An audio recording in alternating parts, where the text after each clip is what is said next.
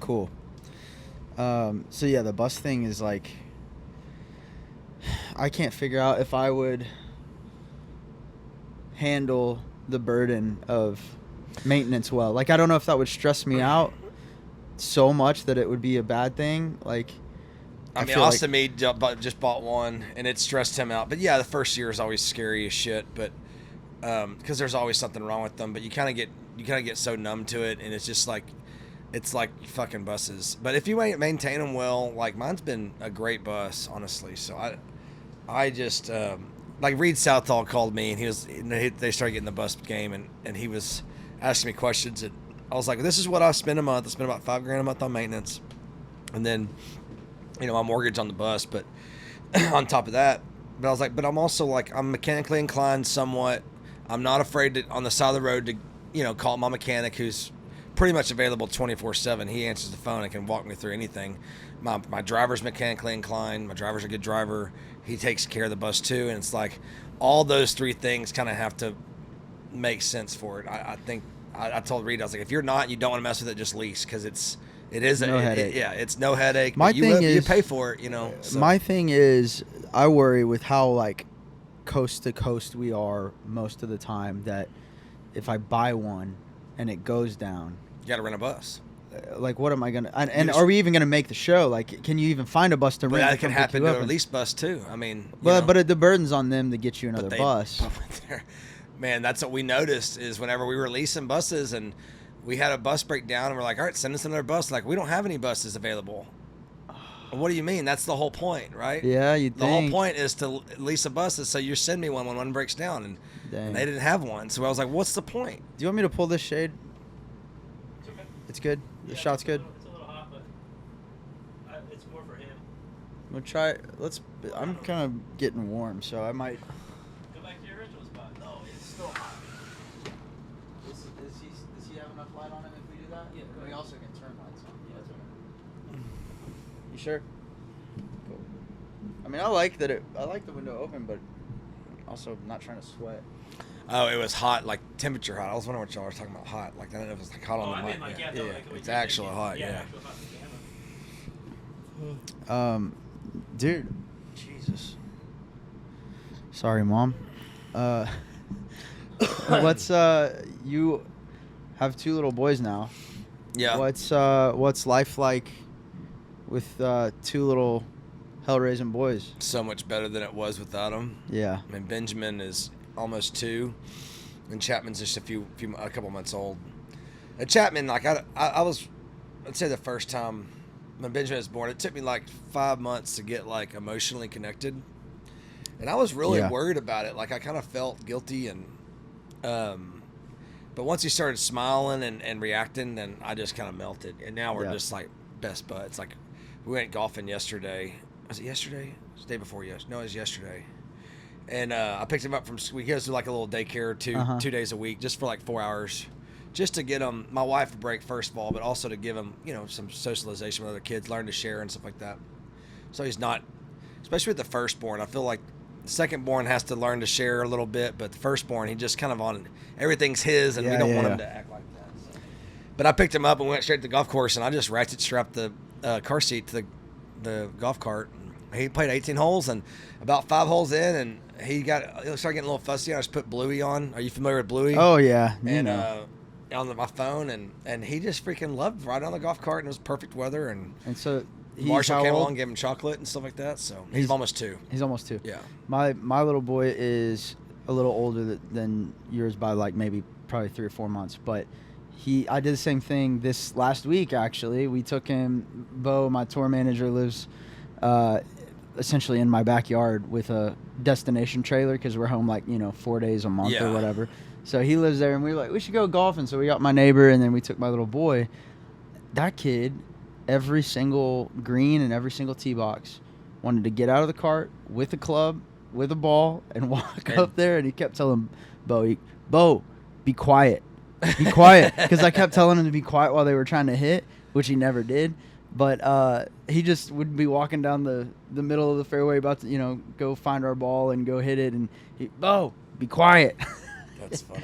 But dude, it's fun to let him, like, enter into your world a bit, you know, like, and just start to be able to do things that you enjoy with them as opposed to just raising which a is baby. everything. It's like, I mean, he likes being in the garage when I'm working on stuff, and he's, you know, the other day he put his hands in my oil drain pan, and I mean, he came up just covered in grease and or in oil, and yeah, it's been such an amazing experience for me. I knew I was gonna be. That's what was so scary at first, was the first few months, and with Chapman too. There's not an emotional connection yet, but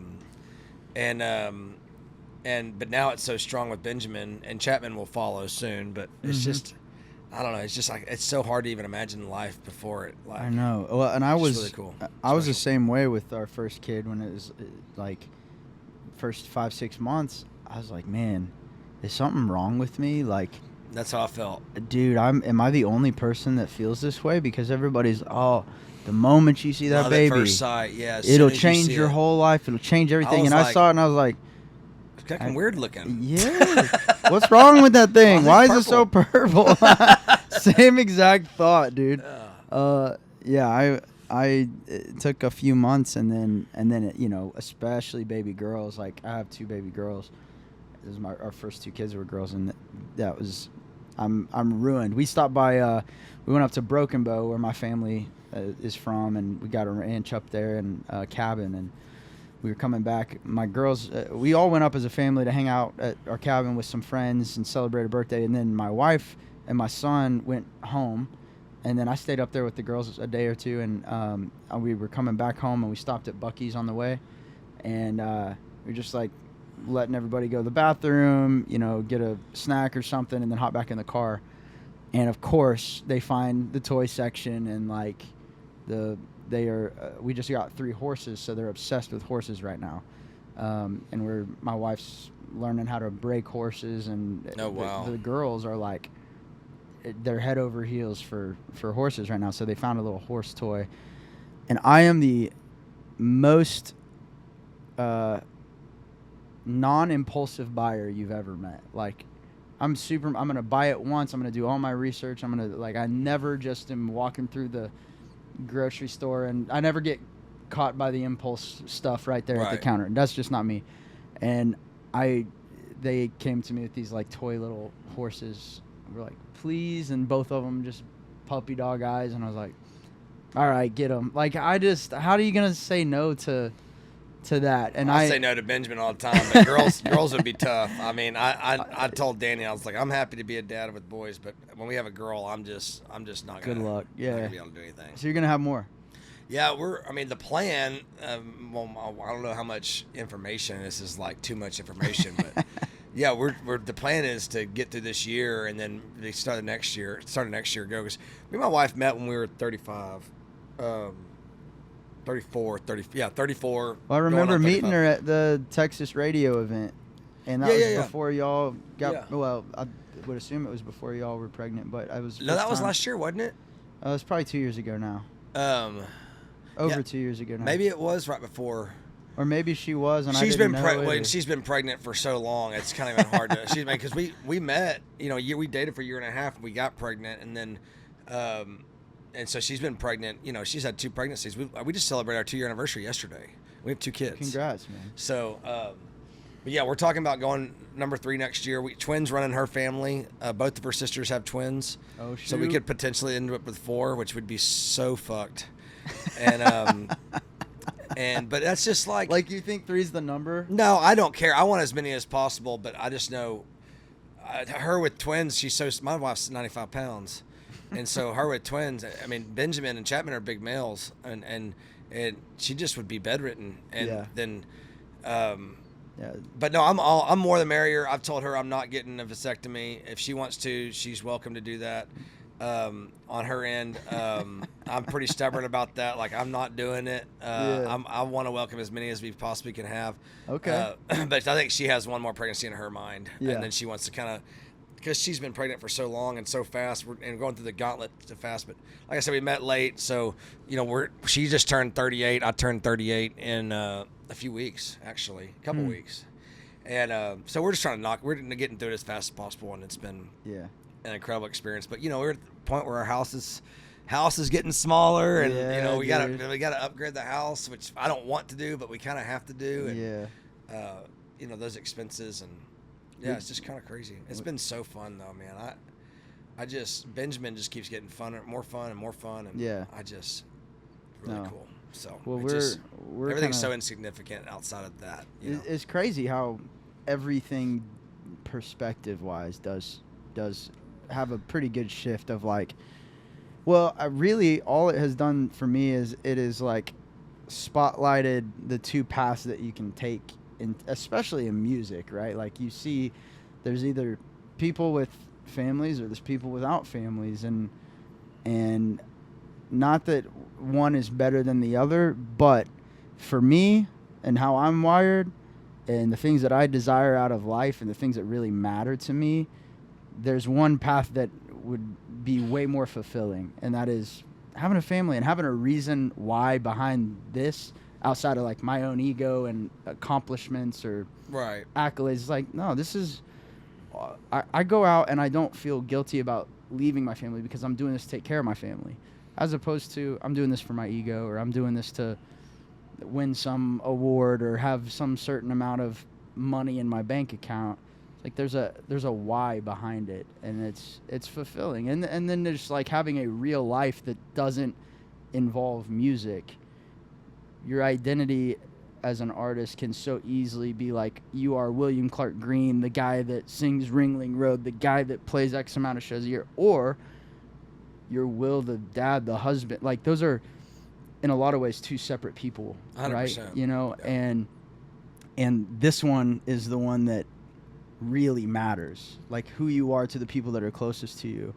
And so I've just like over the years of having my oldest girl's 6 now, like it's just reinforced that the path that I am on in life is the one that's for me. Like every time I am faced with seeing somebody living a different life, I'm just like, man, I'm glad this is my life because of how. And your I success think. kind of came after having kids too. So Yeah. mine came before, you know, and that to me is kind of wild too, because I mean, yeah, you were kind of going through the shitter while you're having a kid at home, and that's tough.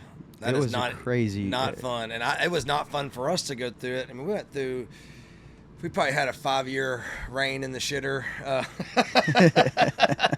before we actually started, you know, maybe 6. I think I was 28 when we first started doing decent, and but yeah, it's just got back to having as many kids as possible.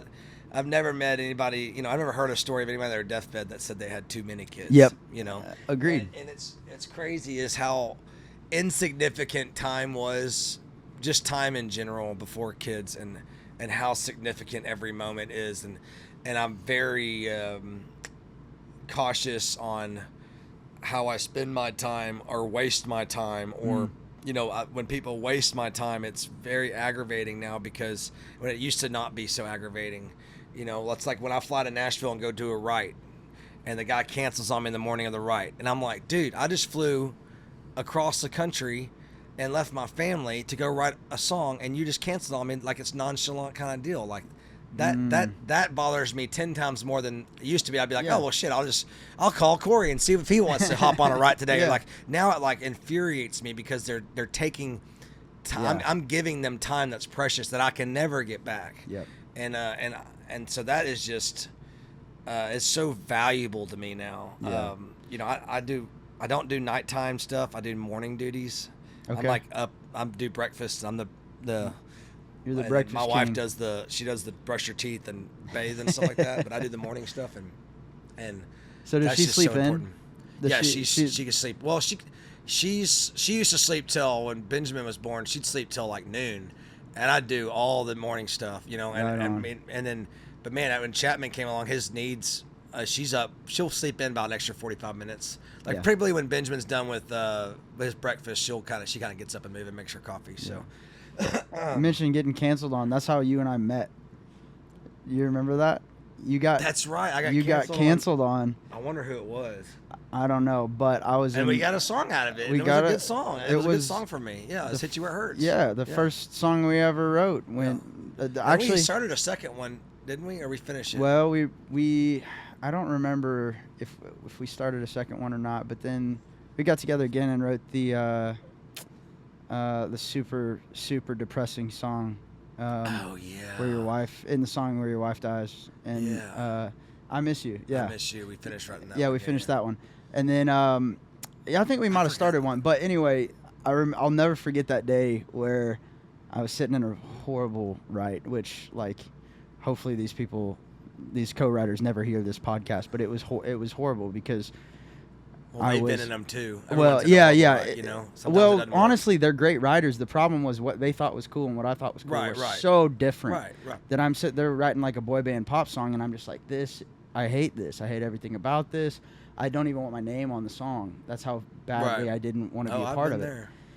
And then Alicia calls me, my publisher at the time, and was like, "Hey, this guy, Texas artist William Clark Green's in town. He's wanting to know if you want to write. He just got canceled on. I know you're in a write right now." And I was like, "Set it up. Get me out of here. I need an excuse."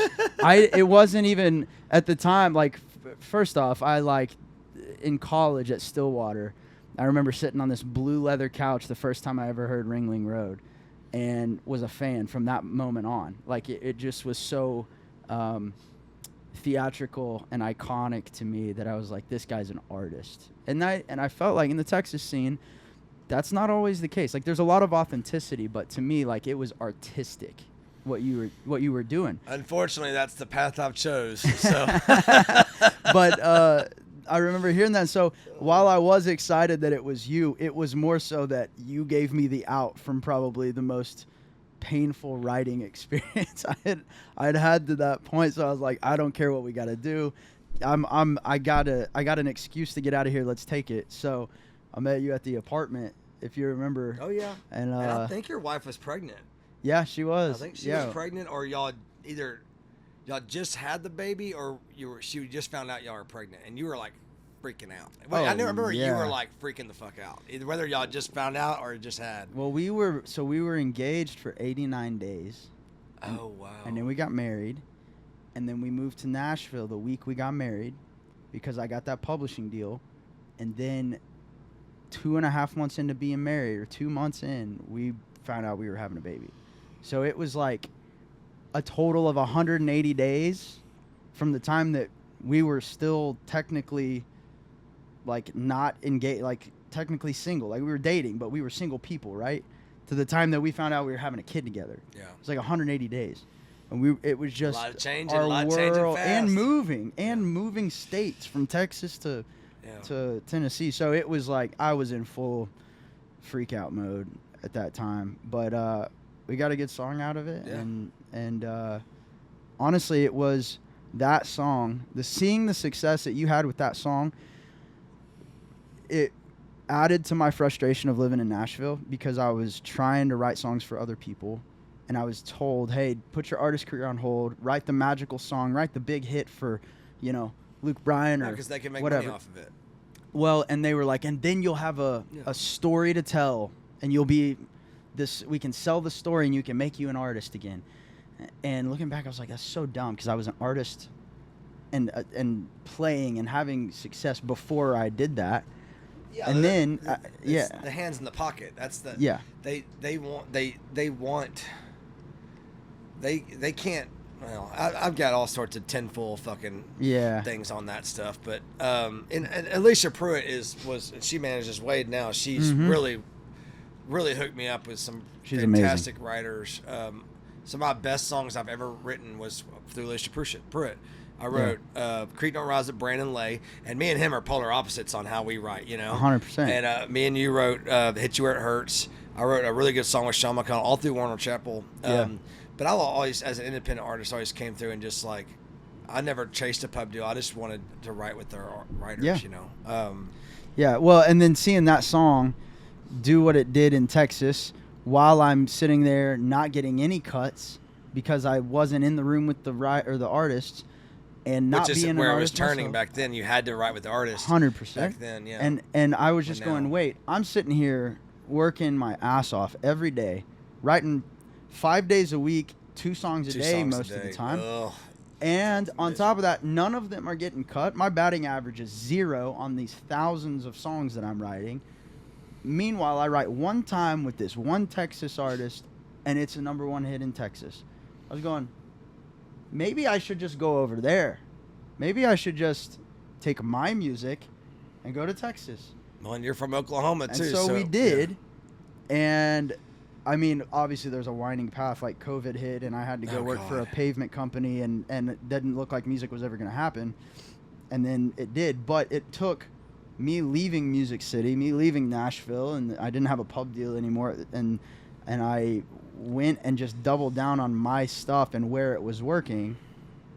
And it worked. Like, it's not rocket science. Well, it's awesome that your success came without a pub deal too. So you own everything. Well, I ended up signing a pub deal with Combustion, so I'm writing there now. But yeah, I mean, there's a good chunk of songs that are in between those deals that are good, and but yeah, it was a crazy time, dude. To like, I've always enjoyed being the artist, like in songwriting sessions. It's like, you know, I've written with some guys and had those experiences where I was not enjoying the time, but I tried it. What I realized is I established, like, look, guys, I don't have a major record deal. I don't have a publishing company.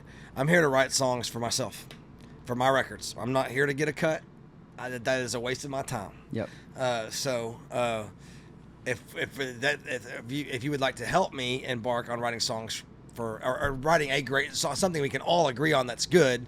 Like, I'm not going down that path, the path of the bro country or whatever. Like, I respectfully decline. If y'all get on something and want to go down that route, dude, I'll bow out. See, I'll bow out. Like, and that no hard feelings, not gonna bother me. But it's just a waste of my time. Yeah. So I like being the artist and being the, which I hate that terminology that they separate. That's the division. You're a songwriter. You're an artist, but you're a songwriter. Like, okay, I'm a songwriter, but I'm an artist, right? But I've always been I've written every song. All my success comes from songs I've written or ideas I've had or whatever. Like, I'm a songwriter. But in Nashville, they want to go, well, you're an artist, and you need to let the songwriters, you know, they try to pitch me songs. I've never done outside cuts. So it's like they try to just divide songwriters and artists because they want to divide artists. They want to have money out of both, right? Mm-hmm. So, but yeah, the songwriters being the artist is the worst case scenario for them, you know, in my opinion. And I love seeing it happen because it's every songwriter is having an artist deal now. Pretty much, they're all doing shows and stuff like that and touring. And touring's all I ever knew to do. I always was on the road since I was 22 years old. I was just told to put my ass on the pavement and I'll figure it out, and that's just what we did. Yep. And and if you're good live, which I still to this day, I tell people, I think William Clark Green's band is one of the best bands I've ever seen live. They're fucking awesome. You have great music. You should honestly, as the artist, myself included, I should always feel like the worst musician on my stage. Oh, I am, for sure. You know what I mean? Yeah. Like, but that's how you know. It's the same way running a business. It's like, if the business owner's the dumbest person in the room, that's a good sign. Yeah. Right? That means you've surrounded yourself with great talent, right? And that's how I feel like every main guy in a band should be the worst musician on stage. Yeah. Because that'll mean the band's going to be unless you're slamming. Like fucking John Mayer or something like that. But also it's a sacrifice, and it's you know, my guys aren't cheap. Yeah. You know, and you get what you pay for. Exactly. For and sure. I take that investment very seriously, and I'm like a booking agent's dream because we come to venues, we're very respectful, and we're in and out, you know, clean up after ourselves and never get a bad report coming out of venues. And that's culture. And it's keeps us hired back, and it's the business that we run. I hire good, respectful guys, and my tour manager is respectful to owners. And when he's not getting respect, he is told to walk away, and we'll let management and booking deal with it. You know, if the settlement's not right and they don't have any interest in making it right, we're not going to sit there and argue and bitch about a couple $100 or make a scene when the owner's drunk or whatever and have this whole, like, we'll just move on down the road and let them deal with it. And typically it's never not worked out, you know. So it's like and typically it's met with an apology, you know. But that's just, I really enjoy running. I've always enjoyed very expensive artwork, very unusual songs. I always wanted to be a songwriter that no one else does what I do. Expensive artwork in the sense of like album albums, art. Yeah, album Okay. artwork. I spend tons on that, and it sucks It's because part- it's like a half inch by half inch on your phone now, you know, and it sucks, but Yeah. it's still super important to me, and I think it is. I think it's really important still. I think it's informing your brand. yeah. You know, like it's subliminal at this point. People don't realize that it's informing your brand, but it still is. Like, if you have a dude that's just like a picture of him in a field every single time, like, you're not learning more about the brand. Right. You're just putting out more songs. Well, and my fans know my fans know what to expect. They know I'm going to do something they know I'm allowed to do something weird. Like, they're not going to be like, what the hell? And they'll know immediately if I start doing outside cuts and start doing songs that aren't me and aren't real and aren't original. Like, and so they keep me honestly. So writing songs that I've just kind of written my life story, and they've kind of followed me through it, which has been, it's such a blessing to be able to write original music and be on a tour bus and be an independent artist. It is so rare and so hard to do, and our fans are the only reason it exists because we have fans that give a shit about that. They have a shit that I'm an original artist, and Texas has a great history of embracing that. Yeah. More so than really any place in the country, is you can. Well, there's no music business infrastructure here. Yeah. And so all there is are venues. There's a shitload of venues, and there's a shitload of bands, but there's no publishing companies in Texas. There's no Texas music publishing company. There's no record. Like, I have a record label, but what is it? It's just what I run everything through. It's LLC. Yeah. Who gives a shit? So it's like, there's not that infrastructure here, which is really, I think it was radio, venues, and bands. And once radio started playing the Texas music, it just exploded, you know. But and everybody was kind of making money hand over fist back then because there was no infrastructure taking half of it away before they got there. And the beautiful part that I still to this day makes me love, like, claiming Texas and living in Texas and being a part of this scene, is that they don't take a percentage of your merch down here. These venues understand how essential it is to the livelihood of musicians. They're not corporate venues either. A lot of them are independent venues. Mom and pop shops. And you know, like, my booking agent gets so mad because, like, Bonita Creek Hall in Nacogdoches. I think you just played there recently, didn't you? Yeah, about a year ago. Oh, about a year ago? Well, the owner's my son's godfather, my business partner. Kevin? And he's my business partner, and we own some properties together, and he's one of my closest friends. And they're trying to work a deal, and I was like, yeah, just, you know, he's going to do a 90-10 door deal, which is a great deal. Mm-hmm. That's a great deal. Just, you know, they're like, we won't try to get the guarantee up, but he's not budging. I was like, well, who cares? He's my son's godfather. Like, he knows his business. Yeah. I played there for 9 years. This is nothing new. Like, we don't need to twist arms and stuff like that. So they get frustrated because I know the venue owners too well. They can't, their bargaining powers. It's a different beast down here, man. Yeah. And it is. It's because I grew up sleeping on their it's couches. Family, dude. Yeah, exactly. It really is. Like, the venue owners down here, I mean, we played Cook's Garage last night, and all those people are so awesome there. Yeah, Trevor's awesome. And, but, you know, if you don't come in and you're not a class act, and you don't treat them with dignity or respect, like, they remember that too. Hell yeah, they do, especially in Lubbock. Oh, bro. I mean, they'll never have you back. Yeah. Even if you're selling a bunch of tickets, they'll just, no, we're done. So it is a different, because I think almost everywhere else it's like, well, there might be a headache, but they're going to make us a lot of money. Right. Do it anyways. Down here, it's the Wild West. It's like old school handshake deals. It's do right by us and we'll do right by you. And if you screw us over, we'll never forget it. Well, and that's the thing is people don't forget about that. So that word travels fast, and especially the young artists, and that's what I try to. There's so many stories I have that are not podcast appropriate. Well, hey, listen, I'll say this. You can say whatever you want, and anything that you say will have to be approved by you. So if you want to just talk like there's no mics. It's not about me. It's about someone else. But yeah, I see a lot of young kids that come up, and and they meet a venue owner who really cares. And there are venue owners who don't really care, and there are venues that really care and also do bigger shows outside of just their venue. You know, they'll do an outdoor show, or they run the street fit dance in town, which are $30,000-$40,000 shows later down the road. And I see a lot of kids, kind of young kids especially, and maybe I was that way too. I just don't remember. I remember, you know, being real attentive to every detail about who was hiring who and all that stuff. But they just kind of blow it off and just like, oh, they kind of think they're bigger than the community that surrounds them, and it's, man, they die quickly. I notice it very, very fast. They die very quickly. That's one thing that we try to warn them. We have learned from being around camps like Parker McCollum and Cody Johnson and your camp. I mean, it's just, there is a difference in a bunch of hired guns and culture.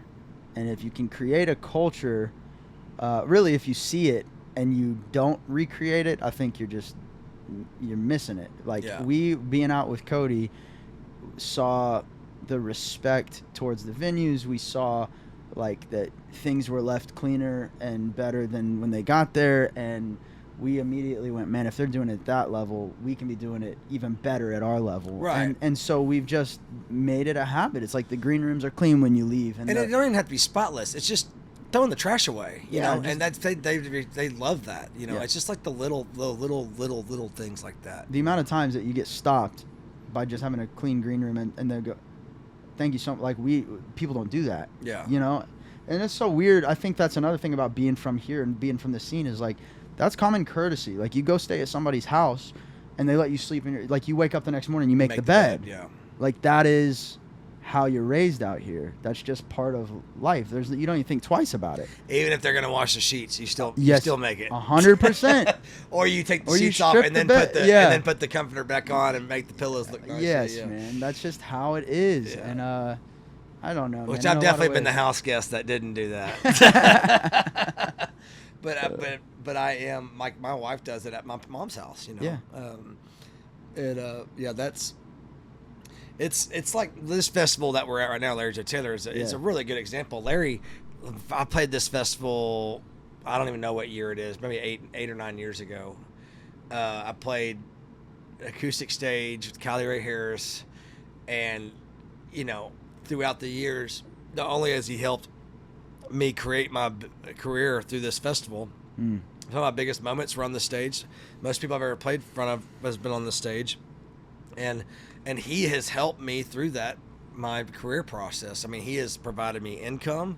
He provided me friendship. He's provided me a festival to play. He's the other day, my wife was going into labor, and we were not on speaking terms.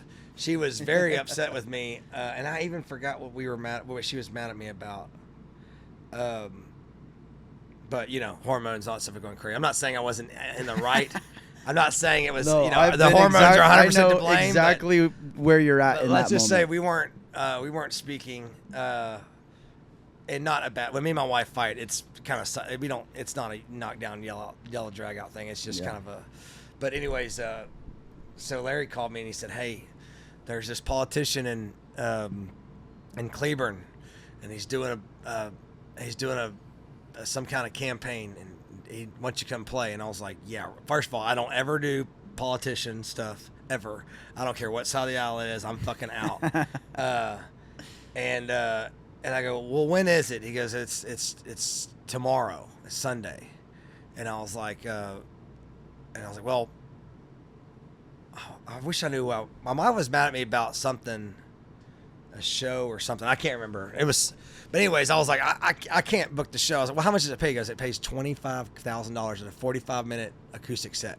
And I was like, I'll be there. Well, I didn't say that. I said, I can't confirm. And he was like, are you kidding? And I was like, I can't confirm because I've got to go. It's got to go through my wife. She has to agree to it. So, well, our credit card bill was up there, and I had not been working the last, month and a half because we were trying to stay close to home and all that stuff. Yeah, yeah. And so things were a little tight, not like we hadn't been there before, or not like we're ever going to be there, not going to be there again, but things were a little tight, and it always seems to work out, blah, blah, blah. And I'll send her a text. I was like, hey, the show came up tomorrow, and we were going into labor, like we were going to the hospital soon. we knew we were going to the hospital soon. And I was like, I can miss the birth of the child. And she was like, absolutely not. I was like, well, before you say no, I was like, it's a 45-minute set and it's $25,000 and it's acoustic. And I'll have the bus come get me. I'll drop me off there, and the bus will bring me right back to the house, the hospital, whichever one we're at. Yeah. And I was like, yes, but there is a chance I'll miss the birth of our child. And she was like, well, our credit card bill is $25,000. And I was like, well, that's what I was thinking. And especially with the hospital bills that we had coming. Oh in. yeah, hospital bills. And she was are like, no well, joke. maybe you should go do this. She goes, but if you drink any alcohol, I'm gonna rip your fucking nuts off. So I only had a couple shots, and Yeah. I had the bus drop me back off, but that was wild. Dude, that's so you made it. Yeah, made it. And then we ended up going to the hospital. I made it home that night, and we didn't have to go to the hospital. Next morning, we woke up and went. Okay. Yeah. So Right it was on. pretty close, but yeah. Cut it close, but you knocked that credit card bill out, and Yeah. Now it's time to get it high again. yeah, right. Yeah. It ain't no fun if you don't spend it, Well, we don't use debit cards. I don't know how y'all operate, but we don't use debit cards for anything. Even with the band, everything goes on credit cards. Yeah. To get the points. Yeah, And so that's how we do. And they know that. The credit card companies know that. That's how they get you to overspend. But we try to, like our honeymoon, we paid with all points. Hell yeah. We're going to Mexico here. We're going actually on Sunday. Then Are we're you going doing to, the Casey Donahue thing this year? No. No, I was I'm not going to be going on that trip. I was told I was not welcome on that trip. Oh so. no! Did you drink too much? That's not possible. That's probably has something to do with it. I was maybe having too much fun, maybe. But Is that possible? I was on it. To drink too much on the Casey Donahue trip? Yes, I don't. Dang. I don't know. I was told I was not welcome to be there, and they invited me. They keep inviting me back, and I was like, "You told me you didn't want me here, and they keep inviting me back." So I don't understand what that's about. So, Well, shoot. but it is a fantastic, fun trip. It is, It dude. is so fun. We're going. We went last year, but it fell like right in the middle. We were on tour with Jason Aldine, and it fell right in the middle of this little tiny break that we had, and so maybe we had 5 days off in between this 45 city tour that we'd done for 6 months or something. 5 days off, and we had already committed to go, and basically God, I'm about to sneeze. Sorry. Basically we decided, because I hadn't seen my kids, it was coming off like a 2-week, 3-week stint of not seeing my kids, that we would fly in, play that night, and basically fly out the next morning. And just as like a way to say thanks for inviting us, we wish we could stay longer, but I got to go see my kids, right. you know? Which is 100% understandable. Yeah. for So we everybody. did that, and my wife and I flew in, and they flew us in. It's a real first class thing, right? Like they treat you really well, and we get there. My wife, Casey's wife, gets a bottle of champagne. It's like noon. My wife and her start drinking champagne by the pool and listening to the rounds or whatever, and by about 4 something, let's just say my wife did not make the show that night. Oh gosh. And I played the show, and she was sleeping it off in the hotel room, and she probably deserved it. she did, man. Yeah. Those moms, they work it's a thankless job, and they have a lot on their plate all the time. So she was definitely like, guard down, hanging out, having a good time. And then I woke her up the next morning and was like, we got to get on the plane and go. And she's like, I missed the whole thing. I was like, And that drive from Cabo San Lucas to the airport is not fun either. But we're going back this year, and hopefully we'll get to enjoy more time there. But you're not alone in the over drinking on that trip, bro. And you know what? I had a ball. I had an absolute blast on that trip. We got to play that Quintavera golf course, which is amazing, Yeah. and they do. They Melinda and Casey, they treat the artists first class. They do. And everyone that goes on that trip has a blast. Yep. So it And I is was a fun trip. playing song swapping with Pat at Yeah. the end, and he looked over at me and he goes, "Where's your pretty little wife?" And I was like, and he goes, "Everyone's wife has been there. Like this is the trip where it always happens, man." So, I think it's more common than we think. But what's new on the music front? I've seen you guys are touring like coast to coast. Like you're out in California, and you're really. And typically the fall tours, I try to take January off.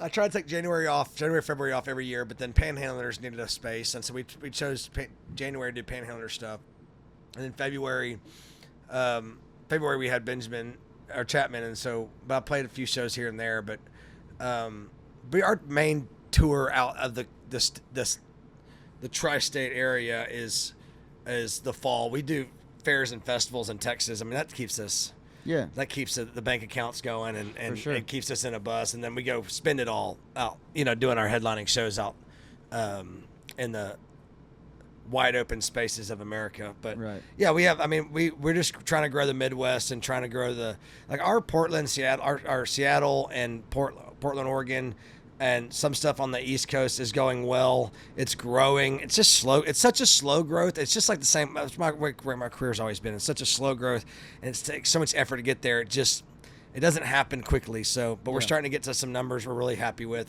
where we're not losing that much money anymore. Yeah. Starting to get some cool anchor dates. We're actually kind of making a little money out there. So, right on. If we could ever turn that to where we're making money when we go, as opposed to losing or breaking even, man, it's going to be awesome. But Texas has been, Texas is the fair and festival season keeps us. Oh yeah. Keeps my band happy, keeps everybody, going. Yeah, so. and I mean, you're back home relatively quickly. Oh yeah. Weekend warrior. Yeah, pretty much weekend warrior till September, and then I'm gone till Christmas. Yeah, pretty much. And then I'm like you said, your time's more valuable than ever too. So I'm feeling the strains of that with my life right now, of just like every moment that I miss is one that I don't get back with my wife and with my kids, and it's also like you said, I'm so glad I didn't filter my real life through my career. I filtered my career through my real life, but it has made it infinitely harder when the most important and crucial time of raising kids is also the most crucial and important time of building my career. Right. So it is a gauntlet right now, and it's just like I'm taking every extra flight home, and wasting, in a lot of people's eyes, wasting a lot of money, but it's in the name of that extra 12 hours with my kids. Yeah. And then it's like, man, 20 years from right now, I'm not going to care about the extra $500 that could have been there. I'm going to care about the extra 12 hours I could have had with my kids while they were young, So I'm trying to see it through that lens and try to make the right calls at each turn. But that's the hardest part of the job to me, is the amount of time that you sacrifice, because you can't just and it never fly in and doesn't fly even out matter everywhere. until you have kids. I mean, yeah. I could live on the road all year long on the bus and have no issues. Yeah, and it'd be a blast. But then you start realizing what you're missing out on. When we had Benjamin, I have, and you've seen me do this. I've been busting my ass since I was 22. Yeah, man. And I have been on the road full time since I was 22. And when Benjamin was born, we found out we were pregnant. I made a conscious decision. I was like, I have done as well as I ever thought I would ever do in my career. I've already surpassed my expectations. If it ended tomorrow, I would be like, what a ride. If my voice went out, I'd be like, dude, what a great time in my life. Like, I have there's nothing, there are goals and things that I want to, like, my goal is my goal is 1,000 tickets in every market in the country. Yeah. And that means New York City, anywhere we go, I can do 1,000 tickets. That's my career goal. And we're getting closer, really close to that goal in some markets. In some markets, we're not getting close at all. That's part of touring. But I made a very conscious effort, and I think it bothers my management and booking because there are shows that are no longer worth my time. There are shows where it's a real thing. It exists, and if it's not helping me build my career or not helping me pay bills, I'm just not interested. And I used to be interested. I used to play anything and everything and bring it on. Let's go. But I've made a conscious effort that I'm not going to be one of those musicians who don't see their kids raised. Yeah, that's not. And if it's the detriment of my career, then so be it. Yeah, I can do something else. Like you said, over COVID, you were paving roads or paving. Like, dude, I could do dirt work. There's so many things I could do. Yeah.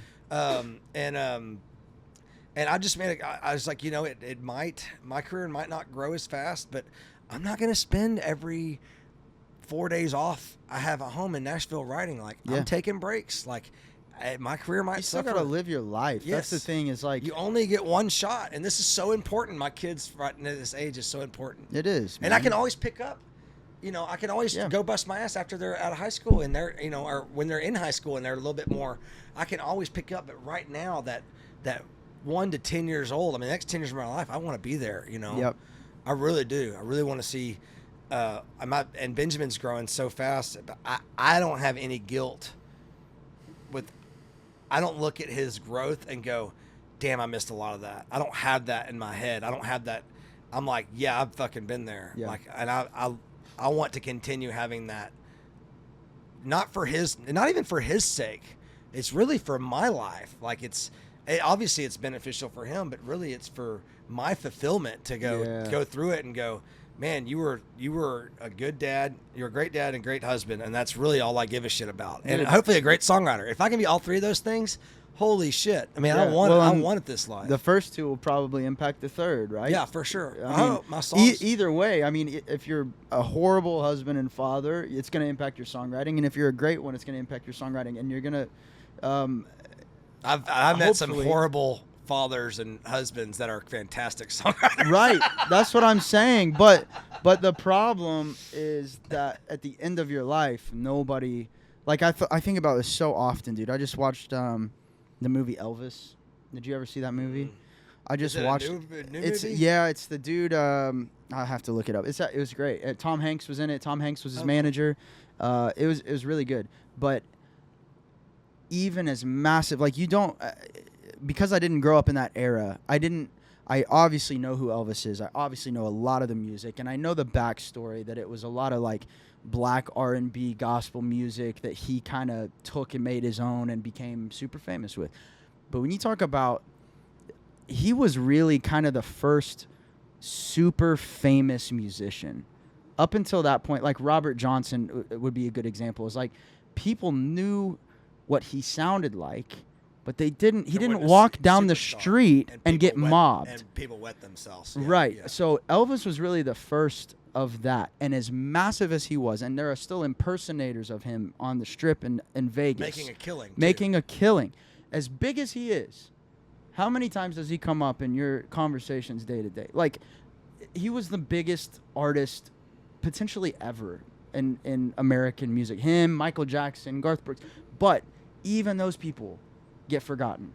So to pour your entire life into something, a legacy or something like that you think is going to, like, at best lives 100 to 200 years, versus pouring your life into the relationships that you have around you, like, to me it's just common sense. It's like how you are remembered by the people that know you the best is what matters. Right.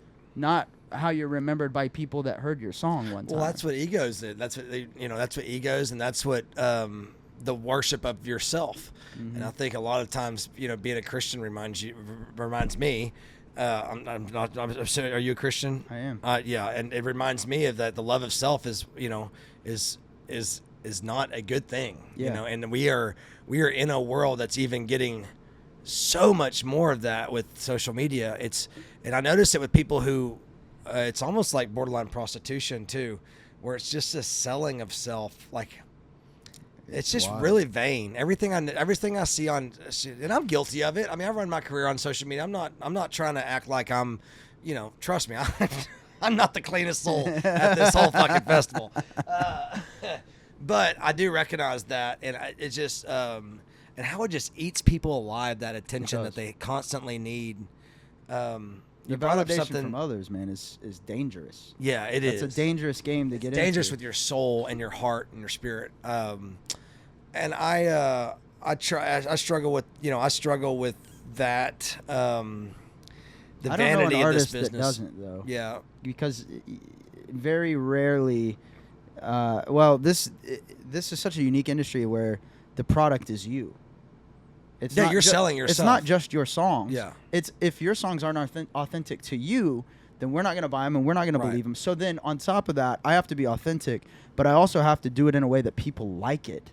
Right. So now I really am selling me. Like, it has to be authentic and it has to be successful. So how do you balance those two without having some sort of an ego? I mean, it's almost impossible if you don't have a you little have to bit believe of it. in yourself enough to do something that's like Ringling Road, for example. We thought I was going to ruin my career. What a chance, dude. What was that like in that moment where you were like, Who I'm going gives to a write? fuck? You didn't care. No, I don't care now. Like, dude, I really fucking don't. Like, I know what we have to offer. I know I offer a quality product. I know that our shows are quality. I know, and it's just like this whole.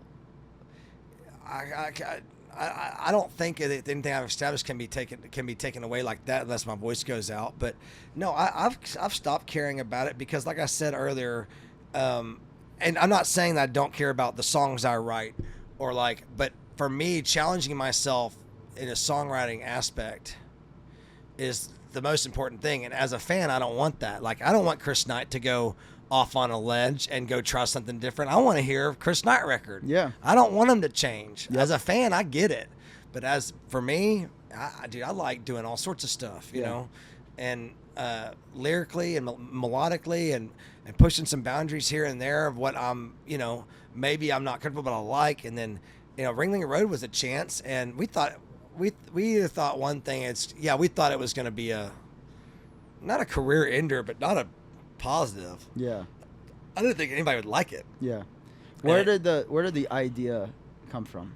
My grandfather is from Eastland, Texas, and on my mom's side, and that's where I have my family farms out there. And there's a road there called Ringling Road, and it's over there by the Brookshires, and I was like, that's a really bizarre name for a road, and it's right there by downtown.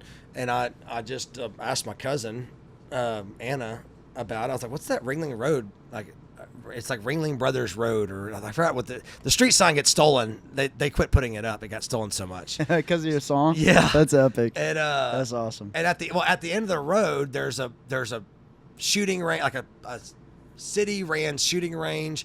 You can go take your dirt bike out there. There's a little lake, and there's an old train track that goes right up to the lake. And I was like, where did that place even come from? Yeah. And so the Ringling Brothers bought it back in the 20s or teens or whatever, when the oil boom was going through Thurber, Mingus, and Ranger, and Cisco, and Eastland.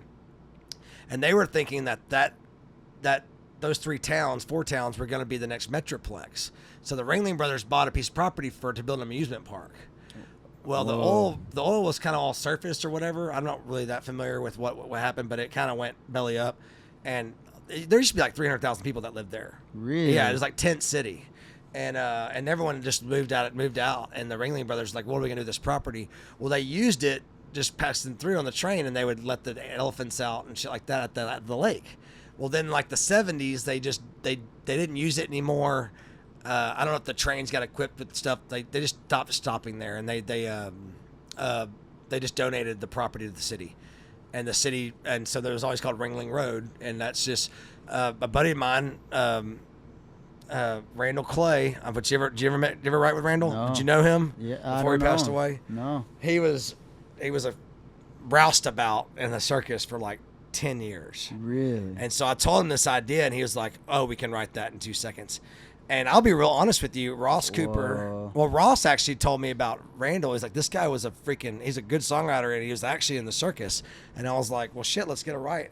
And I'll be real honest with you. And I'm not ashamed to admit this, because I think as a songwriter, sometimes the smartest thing you can do is not get involved. But Ross and Randall started writing that song, and outside the idea and like the chorus melody, those guys wrote that fucking song.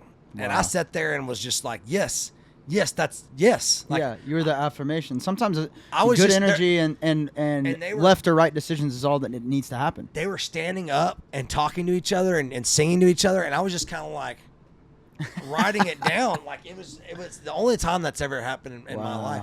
But I was like, yes, that's great, that's awesome, and like I wanted to contribute more, but I didn't. Whatever. It wasn't what the room called for. Exactly. Yeah, man. And sometimes so, you get in your own way in those Yeah. situations because you're like, well, I want to make sure that I feel like I'm equally contributing. So you change things for the sake of changing it, right? And then the it's song's my worse. idea, and I know, but man, it Then just the song's freaking, worse. Yeah, sometimes you gotta shut the fuck up. Yeah. And then Rachel brought in the lot dot dotties, you know, and that was just like, I mean, it was over after that. And I remember being in the studio just laughing about how ridiculously dumb the song was. And not dumb in like it just was very, what the fuck did we just do? So good, man. And, I get chills thinking about it. It's such an artist's song, because what I consider to be an artist song is a song that no one else could sing. Right. That is it. That is you plant your flag in the ground. You go, this is part of my brand, and nobody else could do this. Not as good as I can. And if they did, they would be fucking copying me like a motherfucker. They would be exposed, because there's only one person to the front of the line in every category, right? Like everybody that's trying to be beach country is just copying Kenny.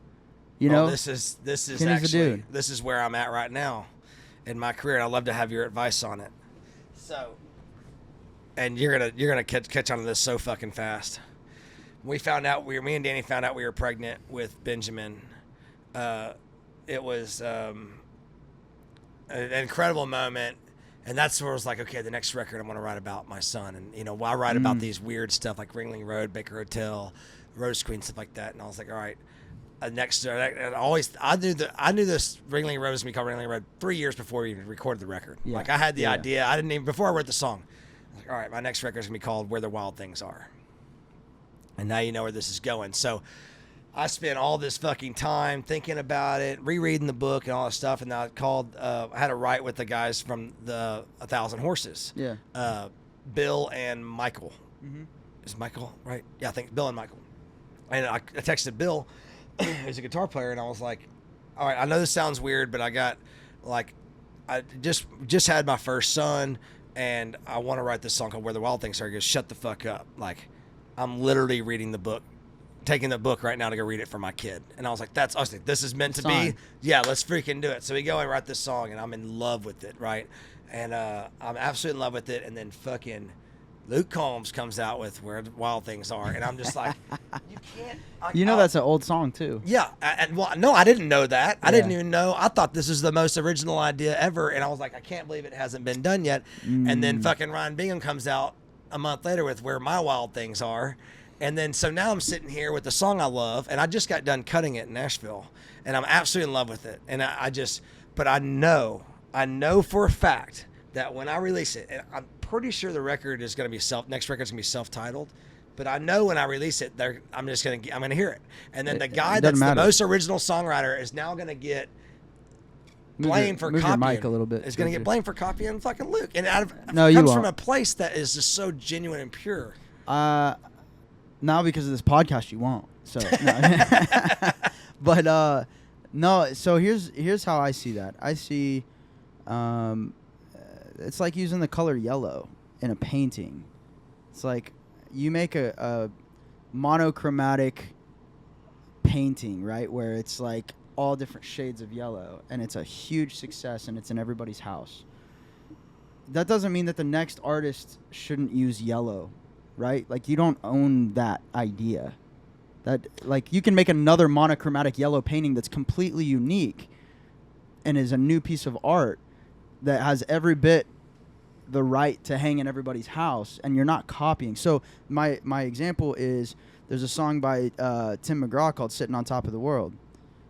That was an old Western swing song from Bob Wills back in the day. But nobody... The only issue you're going to run into is the time frame. But I have a song called Gold. Dierks Bentley has a song called Gold. Yeah, but Where the Wild Things Are is definitely more of a... It is. I'm not saying... I know all my buddies say the same thing. It's a funny thing you say about Tim McGraw is my buddy was like, Tim McGraw has two of the same titles. He has two shotgun riders. Yeah. And I was like, holy shit. And so that's funny you brought up Tim McGraw because my other buddy brought that up. But I'm not... Yeah. I know what my buddies' opinions are because you know... We wrote a song called I Miss You. That's for sure been done somewhere. Drew Kennedy said this. All my buddies that know where my integrity lies, they know they're going to be like, yeah, no, fuck that. Will wouldn't do some shit like that. Like, he wouldn't take it. But I'm going to have to fucking hear about it. And that's what I don't want to hear about. I don't want to hear the interviews about it. I don't want to have to explain myself and explain my credibility And like that's the kind of shit I Dude. know I'm gonna get. And assuming the song is even people give a shit, and they might not even. Well, you give a wrote it shit. about your son? Yes, and it means the world to me. That's all I would say. I wrote the song about my son. It means the world to me. Next. Yeah, That's it, man. Who's going to question that? yeah. I Who's mean, it gonna does mean question the world that? to me. And I mean, No, it but just I think like you should do it, man. I want to hear it now. Like, I can't wait to hear it, especially if you're that inspired and, like, pumped up about it. oh, I love it. Yeah, no. I want to, hopefully you trust me enough to send it to me. I want to hear it. Yeah, but absolutely. I definitely. I wouldn't shy away from that. I understand your concern, though. That's valid. But That's what I'm saying. The concern is valid. the concern is Yeah. valid, but I don't think that your fan base is going to go, oh, yeah, he's trying to be Luke Combs. Yeah. No way. If anyone's not trying to be someone Yeah. else, it's fucking That's me. you. I know it, bro. From the day I met you, I was like, this guy is a character. He's his own dude. I've never met anybody like you in the best way. And so I don't know. As your friend, I don't have any concern with how that's going to come off, dude. And I Well, mean, that brings comfort, and I appreciate that. Yeah. And even if it does, like, I don't know. So what? Who cares? What? Like, if you want to sing it on stage every night, then you should sing it on stage Yeah. every night. Because, like, there's a million people that I mean, I would kill cried to when be us. we were in the studio. I cried over it, and Oh, even I was telling the man. musicians, I was like, before y'all fucking say anything, I didn't fucking know that song existed, and I wrote this song before it fucking came out. And they're like, "What are you talking about?" And then I played, and they're like, they all started laughing. I was like, "Yeah, I mean, I wrote this song for my fucking son, so Yeah. it means the world to me." And they probably shut up.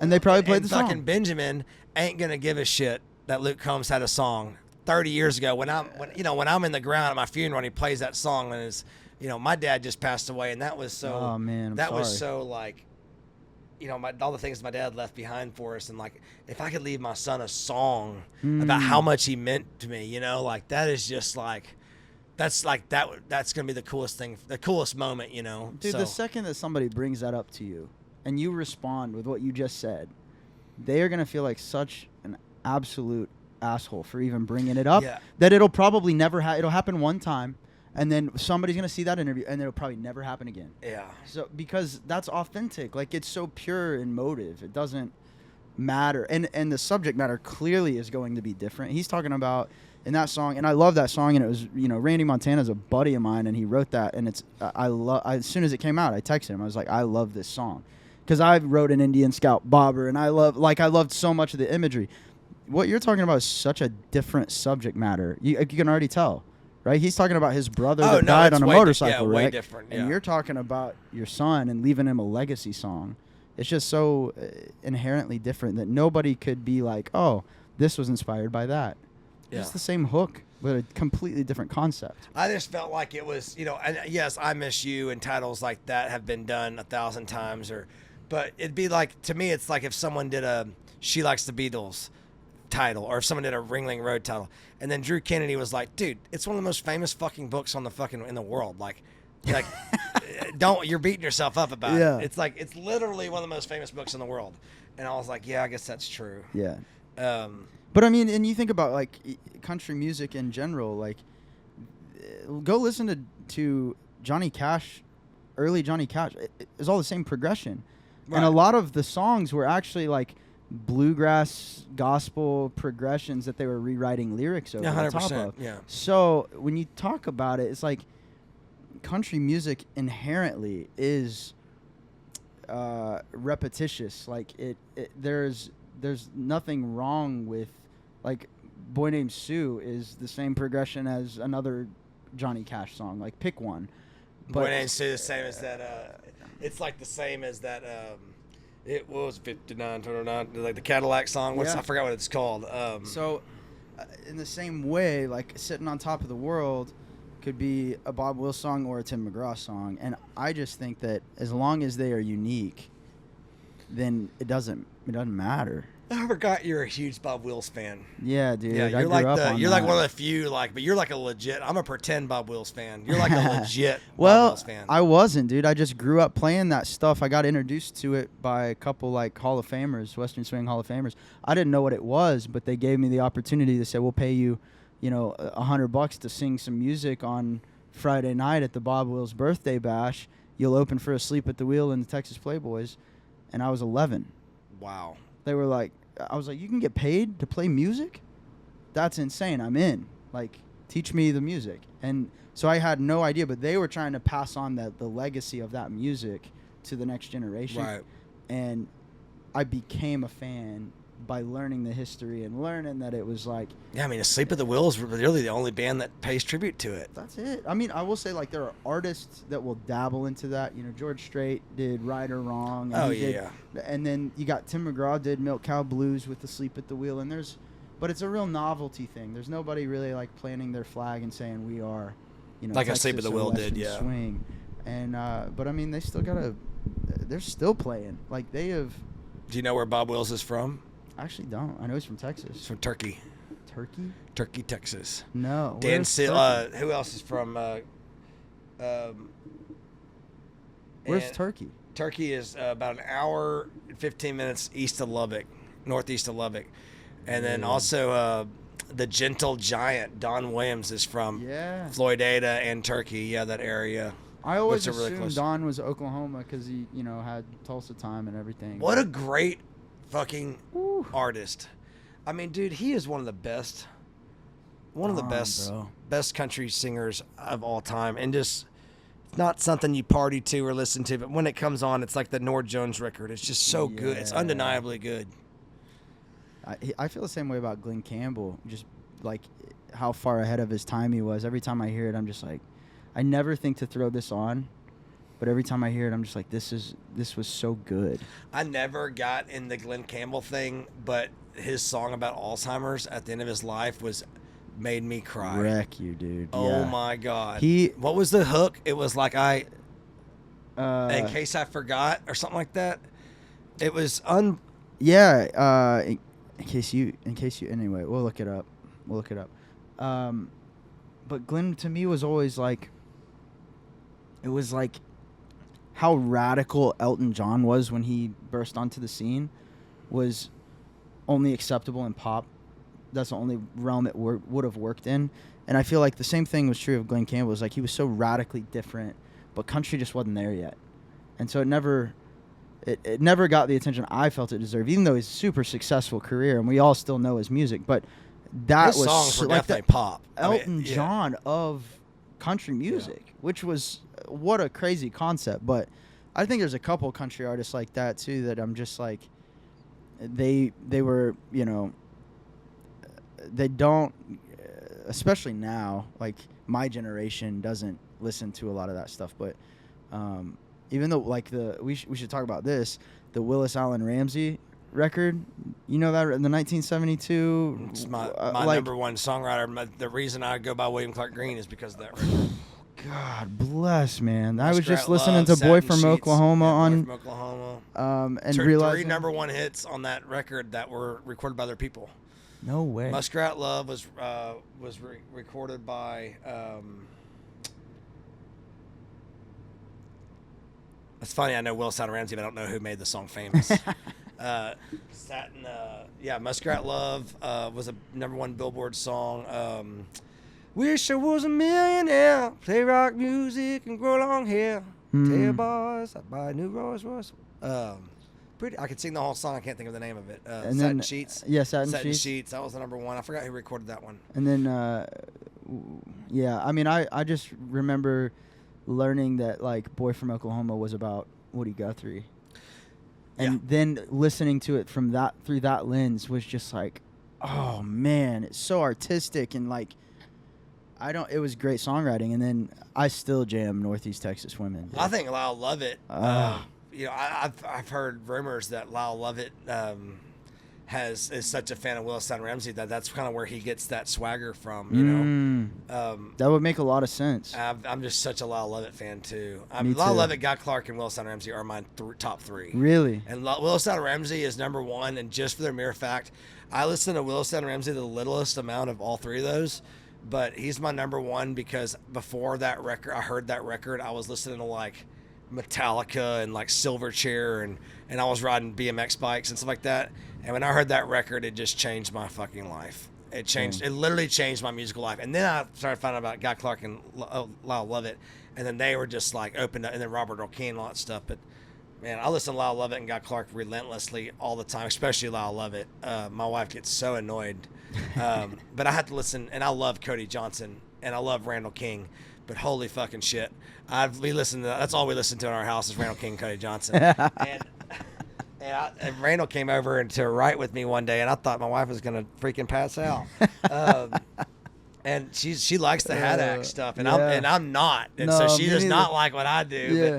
But you don't marry a fan though. No, you don't want to marry a fan anyway. I love the fact that her give a shit's low, but like the other day she bought fucking Kojo tickets for like $400 a piece.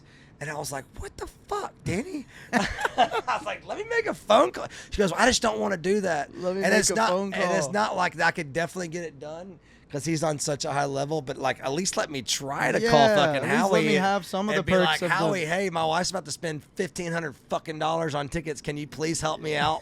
At least give me the homie discount, you know? I'll still buy them, but I don't want to spend that. That's crazy. But yeah, she's a huge Kojo fan, and That's cool. and I just love I absolutely love what he's doing and what Randall is doing in the vein of country music. Cody's handled. I know. Well, I want to say I know what's going on in his head, and I don't, but I can imagine, and the things that he's kind of had to push aside to promote the real country music, and he's just done a fantastic job with it. And he's played the game very well and with class. And he's putting out fantastic music. That song "Dirt" is so good. Gave me chills. Gave me a tear in my eye. He's progressively and getting better the way he sings. Oh yeah. And it's just and Randall is the same way. And I'm just a fan. Like I'm a fan. I really like what I feel like what he's doing for country music is such a positive. Yeah. And Texas, the scene in general.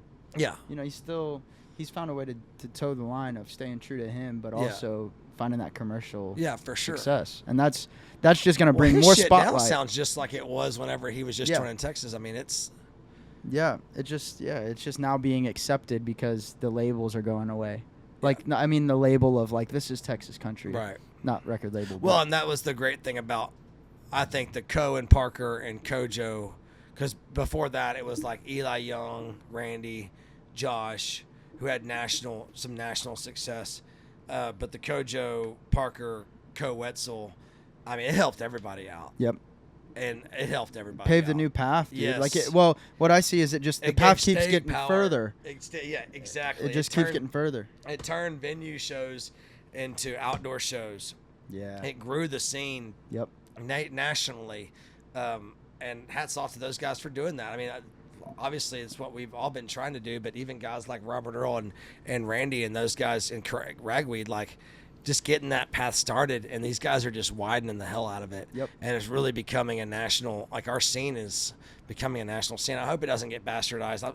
I'm starting to notice a little bit of it, but I'm kind of like, I just hope it gets to a point where the young artist like myself and Whiskey Myers and things like that, the young artists can still have a pedestal or platform to go and become successful, and it's not so controlled by the business to even break inside of it.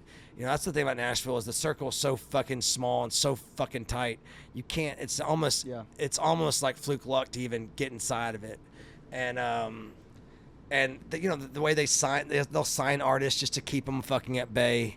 You know, and it's like, and Spotify has really opened that door and that monster, and I think it's just a different world now.